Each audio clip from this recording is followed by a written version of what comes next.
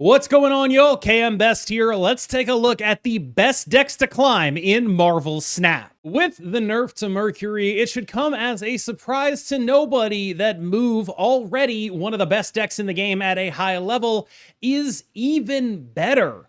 Arguably much better than before, because not only is Mercury relatively less of a good decision for your opponents to run, it's also worse in the matchups that it happens in.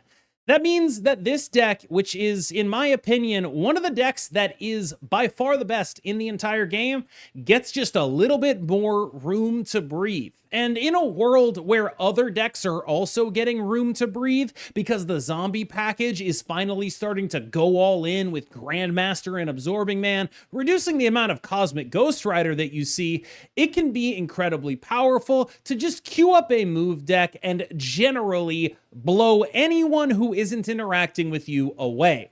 Now, the upside of this metagame is that Mercury's harder to get into decks, but the downside of this metagame is that, as I discussed, there are more zombie people going all in on the zombies, which means there's more Shadow King, which means there's more stress on your Juggernaut and your Cosmo. But you are almost never going to be out of a game. If you can make the right reads, your final turn Juggernauts and Cosmos can protect your guys, and you can absolutely dominate basically every single matchup that the metagame has to offer. The downside is that this deck is quite difficult. Not only do you have to understand your own mechanics and plan out your turns, you also have to understand what your opponent is likely to be doing, and when it is possible to snap without them knowing how big your guys are going to get. Another downside is that it is very reliant on Human Torch to hit its ceiling. Without Human Torch, it is much like a Destroy deck without Deadpool. You still have guys. Obviously, Juggernaut and some big bodies can really get there, but it's a lot more touch and go. I think people will be fairly surprised to see Cerebro this high up on the tier list. But to me, Cerebro has begun to occupy the same space that Hela previously occupied, as just an absolute monstrosity in terms of power output that is fundamentally one of the hardest to deal with decks in the entire game. In much the same way as old Hela decks were balanced around the idea of, 30% of the time, the deck just doesn't work and doesn't do anything, and that does make it look more balanced by the numbers. It does not make for a compelling play experience, because that's not really in anyone's control. Does the deck work? You probably win. Does the deck not work? You probably lose. And so, while it is balanced by sort of instantly losing 30% of the games that it plays, that's not really a great way to do balance. And that said, I think this deck is actually significantly better than losing 30% of the games that it plays. Like, it is just a very solid, very powerful deck. If you're in a relatively higher elo and you start being able to really understand how to play this deck, you will be bluff snapping people out of the game. It is so impossible for anyone playing a normal deck to consider staying against somebody that could be playing 3 Cerebros in a game. It's just not an okay thing for you to do. That kind of power output is unique to Cerebro 3. Now, later in the video, we're also going to talk a little bit about Cerebro 4, which is super metagamed around Mercury and Shadow King. As is, though, I think it's probably just better to go for the higher floor option here and make everyone who's playing anything normal feel really dumb. The zombies list has sort of evolved in a Grandmaster-y type of direction. That is generally the space this list exists in now. You will see potentially Grandmaster instead of, say, Kate Bishop or whatever. This is a interesting thing for the list to do. Me personally, I prefer the teched out list. But basically, zombies have split into teched out and non-teched out camps. And teched out here basically just means you run Cosmic Ghost Rider, you're doing Werewolf Merlin stuff, that kind of thing, right? This deck is built much more around playing your big giant zombie giant man and then absorbing manning your big giant zombie giant man. Now, this is just one of many builds that are sort of all in Horde, and you run every Horde card, and then you play Zombie Giant Man, and then you play a giant guy who goes alongside it. It is a strong enough thing to be a real deck. Unlike a lot of other mid-range decks that don't have the tech, this is going to actually get to points where you can reasonably beat, say, some Cerebro draws. You can get to combo levels of output with this deck, and you basically stomp all over the people who are running the tech, because it's effectively a mirror, but you just have double their numbers when your deck works. And that dynamic is probably the most influential one in the metagame right now. This is a deck that has reduced the amount of Cosmic Ghost Rider. It's taken the player base of Horde people, and it's split that player base in roughly half. Half people are still playing the tech stuff, and half people are doing this because if you play them against each other, this one's the one that wins. And that dynamic is allowing things that were being held back last week into the metagame. Just for the record, I still do like this build a little bit more because of all the coverage that Cosmic Ghost Rider can give you. But man, are you absolutely dead to a mirror where they play Zombie Giant Man on 5. Because you know what that means? It means at a minimum an Absorbing Man is coming, and then maybe also an Absorbing Man and a Grandmaster. It is a painful situation to deal with. I still think this deck is long-term better, but the fact that there are so many people playing Big Brother right now, and you get Little Brothered by the other deck. Arguably the only remaining tech deck standing, and you could really argue that this deck has 6 tech cards, depending on how you're willing to stretch the definition of tech card. Super Giant, certainly a tech card in some circumstances. Negasonic, certainly a tech card in some circumstances. Red Skull beats Cerebro, actually legitimately a tech card. Enchantress, obviously a tech card. Red Guardian, obviously a tech card. Not just a Shadow King, but a Shadow King that you can make show up at the end of the game in order to deal with when your opponent is throwing priority. Not just a tech card, an extremely powerful tech card. So this is effectively what I would describe as the Sarah Tech of the metagame. But unlike Sarah Tech, it has a much more consistent points and disruption game plan. You're going to be putting a lot of points on the board when you play this deck, and you're going to be having a lot of potential answers to what your opponent is capable of doing. I think it's one of the most well-rounded decks in the entire metagame. You should not feel like you are out of any game, except if you run into somebody who's just playing bigger guys than you on curve. You weirdly don't have a lot of answers to that. You just kind of they have bigger guys and you can't really Shadow King them or whatever. It's just a lot of the time right now, nobody is playing things that are just like, here's a bigger guy on curve.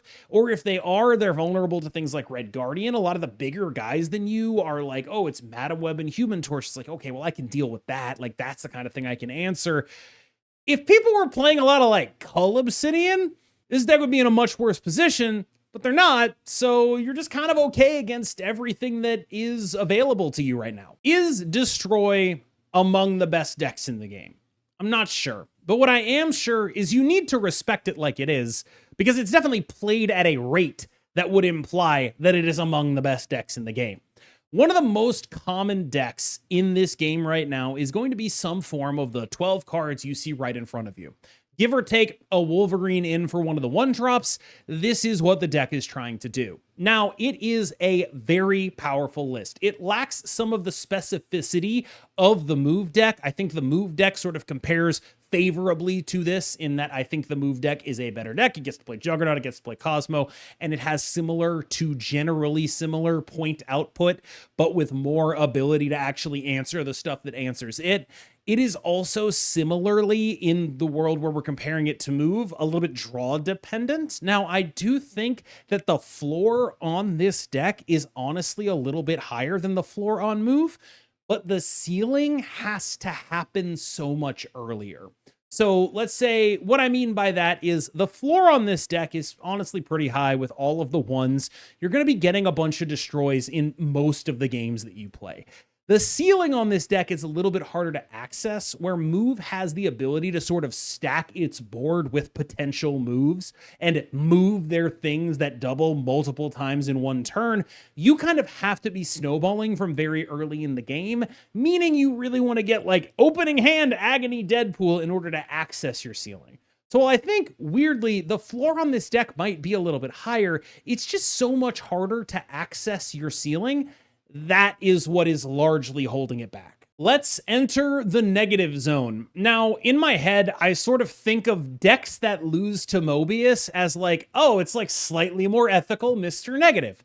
Why be slightly more ethical? Why not just be unethical and play Mr. Negative and win every single game because nobody plays Mobius and Mobius? Now, yes, there's a built-in fail rate here. But the case for being a Mr. Negative deck has honestly never been stronger. Like, genuinely, you can beat everything in the game right now. Nobody is playing Mobius in a realistic way. It just is not a thing. I realize that there are going to be like the oddball Pixie deck that plays Mobius. And the use case for those decks is like, okay, I'm like basically Mr. Negative, but I get to run Mobius, so I beat Mr. Negative. But there just aren't enough of those. I genuinely think Mr. Negative is a great pick for anyone looking to climb who is willing to snap and retreat as this deck demands. Is the win rate going to be high? No, but you have the most powerful snaps in the entire game. It's really important right now. And normally, the issue with Mr. Negative is, okay, my snaps are really powerful, but Mobius is common enough that I just can't really feel that confident in it, or enough of them get turned on me that it's bad.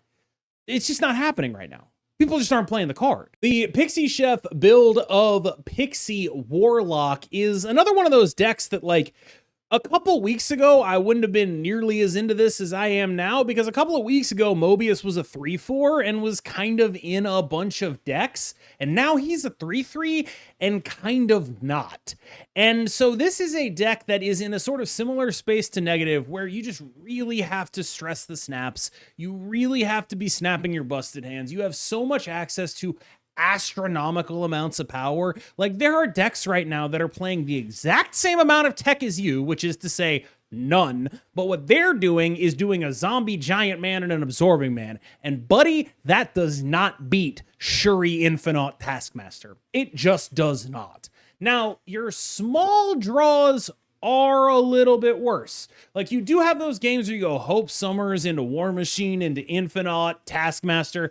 That's cool, but it's not exactly more than the zombie deck is doing right now. And that's largely what my concern would be. That said, you have like a Negative-esque potential here, and it's all in hand, so you know what the Pixie is hitting. And again, nobody's playing Mobius. It's just, there's just not anyone doing it. We talked about the ways in which Cosmic Ghost Rider has declined in use a little bit from last week.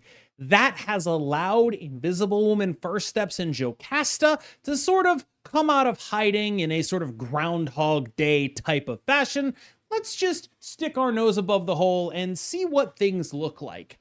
I can tell you that if you don't have the ability to interact with this deck, you're probably getting domed. And I don't really want to like overstate that, right? Like, but this deck does points astonishingly well. When they draw what they want to draw, you are super, super dead. There are different configurations of it. I've seen some awesome Andy ones, some Omega Sentinel ones.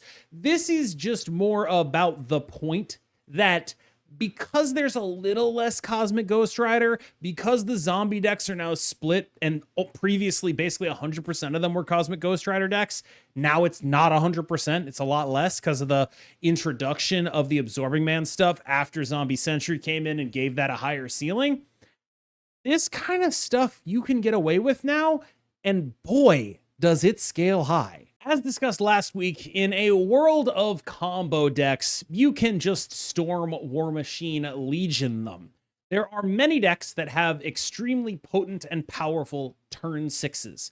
Your job is to, whenever those decks snap on you, look at your hand and say, do they even get to play turn 6? If they don't, you put them in the dumpster. That is a very powerful dynamic to have. A lot of decks are predicated on relatively early snaps. You having a game plan that you don't even have to worry about the numbers. Your job is not to think about numbers like, oh, okay, I gotta worry about if my move deck outscales their Deadpool. I gotta think about all that. No, you don't have to think about that at all. If you have what you have and they have what they have, you're beating them. And that is really the upside play of what this deck is trying to do. And it's like, yeah, okay, we have this like Electro War Machine. You know, we got like another plan in here. It's not just doing this, but that stuff is why the deck exists. A super metagamed Cerebro 4 list. The major upside is being able to be a Mercury Shadow King deck right now. Shadow King great against basically everything, especially with an Invisible Woman available to you.